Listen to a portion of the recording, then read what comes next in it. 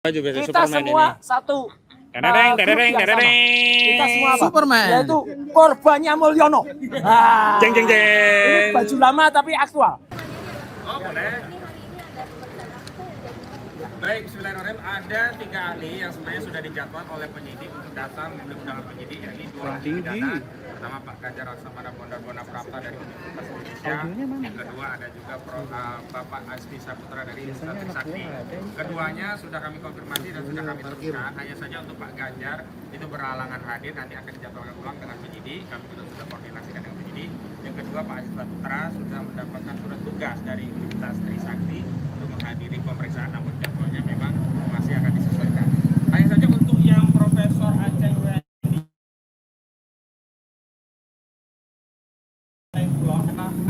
dari Fakultas Tata Sarjana Universitas Pendidikan Indonesia Bandung tadi sudah hadir, sudah juga menyerahkan surat tugas dari kampusnya.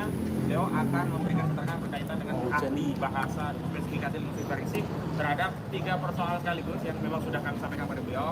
Pertama, apakah pertanyaan-pertanyaan seputar jasa Joko Widodo yang sudah ditanyakan oleh kami yang hari ini menjawab status tersangka termasuk Pak Roy, Arismon, Bipa, Kurnia, Pak Rustam, juga Pak Rizal Fadila yang bertanya baik ke Yogyakarta maupun ke Solo pada 15 dan 16 April 2025 yang lalu itu termasuk tuturan atau ujaran yang masuk kategori dapat dipidana. Nah, walaupun kami sudah mendapat penjelasan bahwa tuturan-tuturan itu bersifat mempertanyakan, jadi tidak mungkin bisa dikualifikasikan sebagai satu pidana. Dan saat itu sebenarnya pertanyaan-pertanyaan itu sebenarnya simpel bisa dijawab oleh Saudara Joko Widodo ketika datang ke Solo dengan menunjukkan ijazahnya, maka akan selesai. Namun sayangnya saat itu Saudara Joko Widodo menyampaikan kepada klien kami, tidak ada kewenangan kalian menanyakan ijazah saya, tidak ada kewajiban kami untuk menunjukkan ijazah yang saya miliki. Nah, karena itulah kemudian pertanyaan-pertanyaan ini tidak terjawabkan. Maka masuk kepada peristiwa yang kedua. Peristiwa kedua yaitu apa? Ya ini upaya untuk memberikan jawaban atas pertanyaan-pertanyaan seputar ijazah itu yang dilakukan oleh klien kami. Baik Pak Roy Suryo dengan pendekatan ELA-nya ya, error level analysis, juga oleh Dr. Rismon Siani Paresolan dengan kemampuan digital forensiknya, termasuk oleh Dr. Tifauzia Tiasuma dengan keahlian fisiologinya untuk menganalisa sejumlah dokumen-dokumen yang dimiliki, yang diklaim itu milik Joko Widodo. Apa itu?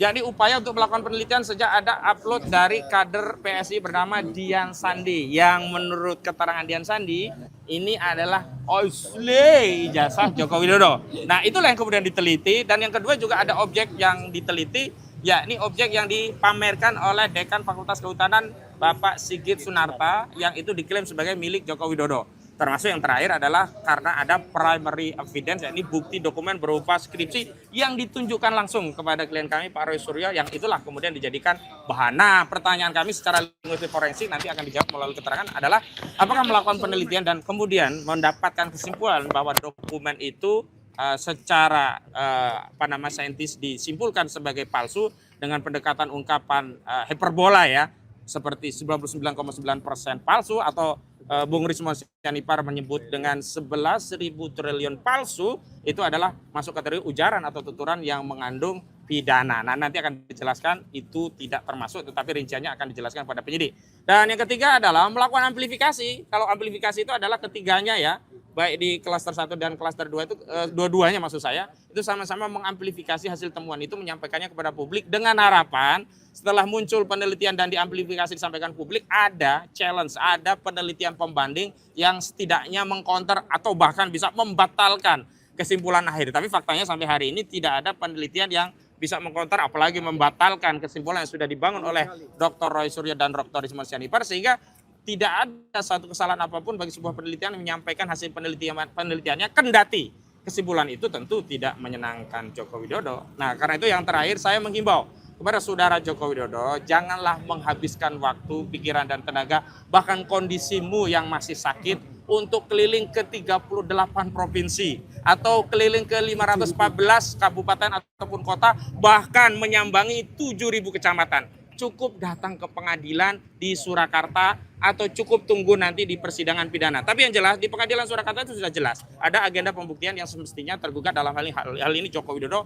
bisa datang memberikan buktinya untuk mengkonfirmasi bahwa ungkapan yang dia menyatakan akan menunjukkan ijazahnya kalau diminta hakim itu bisa dibuktikan, bukan omon-omon, bukan pembohongan publik, tapi faktanya ternyata itu tidak juga dilakukan. Kalau dalihnya ijazah itu disita oleh Polda Metro Jaya, yang jelas Joko Widodo sempat menjanjikan ijazah SD, SMP, SMA sampai S1 akan ditunjukkan. Nah, setidaknya masih ada ijazah SD dan SMA yang bisa ditunjukkan di Solo. Karena yang disita hanya S1 dan S2. Dan yang jelas semestinya bisa ya penyidik mengantarkan ijazah itu sebagai sebagian dari upaya pembuktian Joko Widodo di Pengadilan Negeri Surakarta untuk membuktikan bahwa ijazah itu apakah bisa dibenarkan setelah ada pembanding dari Pak Taufik dan kawan-kawan yang melakukan gugatan begitu. Bukan kemudian dengan dalih itu sedang disita tidak bisa ditunjukkan. Padahal sebelumnya ketika gelar perkara khusus toh ternyata bisa dibuka segelnya, bisa ditunjukkan barangnya. Kenapa untuk kepentingan pro justisia itu tidak dilakukan? Sederhana saja, kalau 5 penyidik saja bisa mengantarkan Eli dan nanti Egy Sujana dan juga siapa? Damai Ari Lubis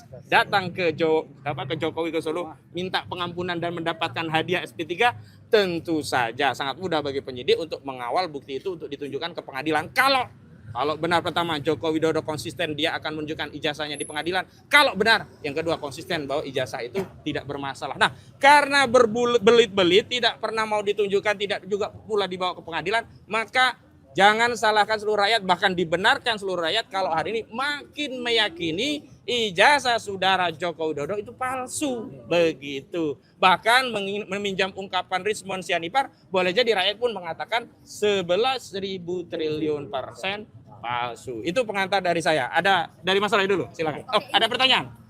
Kan ini udah tambah 1, hingga saat ini sudah berapa jumlah saksi ahli yang diajukan dan telah diperiksa oleh penyidik? Ya, sebelumnya dengan Bang Refli itu ada 1, 2, 3, 4, 5, 6. Jadi 6 ahli dan saksi. Tetapi masih ada ahli dan saksi yang lain. Jadi kalau kita menggunakan representativitas kan dari penyidik itu kan mengajukan 22 ahli. Kami berencana 22 juga. Jadi baru sekitar baru sih di bawah 10 lah ya. Ya kita harap rekan-rekan media juga sabar karena dulu kita mereka memeriksa 22 ahli juga kita sabar. Jadi kita pun akan menghadirkan saksi dan ahli yang seimbang yang sesuai dengan KUHP yang baru juga diperkenankan. Begitu. Oke. Saya tambah dikit namanya ya. Jadi selain Prof Aceng, hari ini juga ada saksi ya. Saksinya antara lain ada di sini tentu teman-teman sudah ada yang pernah mengenal dan melihat namanya Mas Michael Benyamin Sinaga. Oh ya. Podcast Sentana. Michael. Kemudian TV. Pak Janes Yaan. Ya. Terus ada yang menarik, ada yang namanya Krisnamurti. Ya, siapakah dia? Nanti akan ada. Ya, gitu. Ada beberapa saksi tambahan dan kemudian nanti ahli. Saya tambahkan dikit dari Bang Aka tadi, ahli yang kemudian sempat diperiksa. Prof. Subiakto, ada ya? juga Prof Henry Subiakto, Ya. kandidat Dr. Didit Wijayanto, kemudian Prof Hamidah yang saya mendampingi sampai dengan malam hari ya dari Jumat itu sampai dengan jam 9 malam. Jadi intinya itu dan tadi saya ingin mengklarifikasi karena ada hoax yang di luar bahwa Bang Aka, Bang Gafur ini bukan lagi kuasa hukum Roy CS, saya pastikan itu hoax ya. Apa yang diceritakan Bang Aka tadi ya termasuk Bang Asam itu adalah kuasa hukum kami semuanya. Ada surat kuasanya, clear. Dan yang diceritakan adalah peristiwa-peristiwa ketika Bang Rizmon, Dr. Tifa itu memang masih menjadi kuasa hukumnya tim PAKA. Kalau dalam perkembangannya, saya akui memang ada kuasa hukum yang lain, nggak apa-apa. Ya, ada keterlibatannya nggak apa. Saya juga masih ikut dalam kuasa hukum dan itu biasa. Seorang prinsipal itu bebas. Ada kan teman-teman kan dengar juga, ada Prof Denny Indrayana, ada juga LBH Muhammadiyah. Ya, mereka ikut membersamai dan mereka tidak mempermasalahkan itu. Jadi clear ya. Nah, ini saya ingin tambahkan sedikit tadi apa yang diceritakan oleh Pak Ustadz Qasimuddin ya. Jadi inilah bukti primary evidence yang juga dulu pernah saya tunjukkan. Inilah bukti yang benar-benar tidak hanya diperlihatkan kalau ini. Waktu itu saya pegang dan bahkan saya potret dengan kamera resolusi tinggi. Sehingga teman-teman bisa lihat bedanya antara kertas baru dan kertas lama. Kertas lama yang masih ketikan manual, di sini masih tertulis Dr. Ahmad Sumitro. Dan kertas baru yang tulisannya sudah Profesor Dr. Insinyur Ahmad Sumitro. Logis tidak? Kalau pada satu skripsi yang sama, ya bulannya November 1985, di mana Dr. Ahmad Sumitro waktu itu belum mengukuhkan atau belum dikukuhkan seorang guru besar, ya itu betul. namanya doktor. Ketika dia sudah profesor, November 1985, padahal pengukuhannya adalah bulan Maret 1986. Jadi ini adalah lembar yang disisipkan. Makanya waktu itu Dr. Ismon mengatakan ini palsu, ya gitu. Saya juga menyampaikan ini jelas betul, kertasnya saja beda. Ya, jadi artinya itu bukti-bukti yang kemudian dikuatkan, termasuk juga keterangan dari Prof. Henry Subiakto yang mengatakan kalau Undang-Undang ITE itu adalah untuk transaksi elektronik, bukan untuk pemidanaan urusan politik. Ya, itu clear ya. Jadi saya kira tambahan saya cukup itu, dan satu lagi sedikit mumpung saya juga hadir. Saya juga hadir selaku saksi dari peristiwa hukum yang dilaporkan oleh Mas Michael Sinaga, Mas. Nah, ketika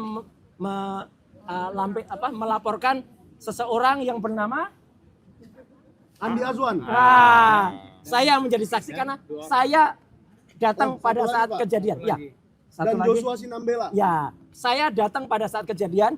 Yang pertama saya ada hadir di salah satu TV yang studionya waktu itu ada di Sarina. Tapi sekarang studionya ada pindah ke Ring 1. Ya, satu lagi yang studionya ada di Kebun Sirih. Ya, yang waktu itu saya juga hadir. Ya, gitu. Jadi intinya itu ya. Jadi kami saling membersamai, kami saling mendukung, dan kalau ada satu rekan yang terkena musibah, bukan berarti kita ikut jadi korban, kita melarikan diri, bukan. Ya, kita semua maaf. Kita semua Ini buka baju biasa kita Superman semua ini. satu Dadadeng, grup dadadeng, yang sama. dadadeng. Kita semua apa? Superman. Yaitu korbannya Mulyono. Nah, Jeng jeng ini jeng. baju lama tapi aktual. Ya, korbannya Mulyono kita semua. Ya, saya kira itu ya. Mungkin ada tambahan lain. Bang Gafur dulu. Bang Gafur, dikit. Oke. Ya, habis itu silakan. Terima kasih Mas Roy. Jadi saya hanya ingin menambahkan beberapa poin saja. Yang pertama, momen hari ini Bang Aka, Mas Roy izin, akan kita manfaatkan juga untuk mengupdate informasi dari penyidik Polda Metro Jaya terkait dengan status pengiriman berkas tahap 1. Oh ya gimana. Karena berdasarkan informasi yang belum valid yang saya dapat, konon katanya berdasarkan hasil penelitian, ini belum valid ya. Oke. Berdasarkan hasil penelitian berkas perkara oleh jaksa peneliti, konon katanya berkasnya dikembalikan. Ya, itu masih konon katanya. Nah, sehingga nanti hari ini kami akan memanfaatkan juga dengan Polda Metro Jaya untuk mengupdate informasi tersebut. Kalau memang pada akhirnya dikembalikan, ya berarti memang dari awal, ini kalau dikembalikan ya Mas Roy ya, berarti memang dari awal berkas perkara yang dikirimkan itu belum memenuhi semua persyaratan Dan ikut yang SOP Solo berarti. berarti semua berkas perkara yang dikirimkan itu belum memenuhi persyaratan yang diatur dalam KUHP. Dan itu menjadi satu keuntungan bagi para pejuang yang hari ini status hukumnya tersangka, dan kami juga selaku kuasa hukum ya, bahwa dengan pemeriksaan ahli hari ini berarti kami akan melengkapi ya semua materi yang akan menjadi alat bukti kami ketika perkara ini naik dalam tahap proses hukum berikutnya, kalau memang itu terjadi gitu ya. Nah, kalau naik. Dan yang kedua berikutnya lagi adalah ahli yang kami hadirkan ahli ini adalah ahli yang betul-betul independen, objektif, tidak memihak kepada siapapun. Dan ahli hari ini akan memberikan penafsiran hukum dan penafsiran keilmuannya terhadap suatu peristiwa yang diduga adalah peristiwa pidana. Ya. Dan ahli yang kami hadirkan ini akan memberikan perimbangan terhadap 22 ahli ya, yang diajukan atau yang diperiksa oleh Polda Metro Jaya.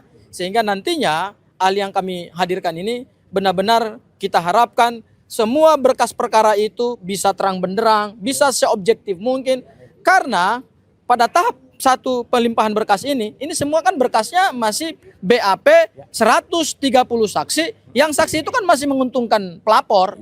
Dan 22 ahli, yang juga 22 ahli itu kita nggak tahu sejauh mana keterangan keahlian mereka, tetapi yang kami duga adalah pasti juga menguntungkan pelapor. Nah, kami mengharapkan ahli-ahli yang sudah kami hadirkan itu bisa memberikan perimbangan terhadap semua alat bukti yang ada di Polda Metro Jaya. Subscribe, share, like, and comment. Subscribe, share, like, and comment. Subscribe, share, like, and comment. Subscribe, share, like, and comment. Subscribe, share, like, and comment.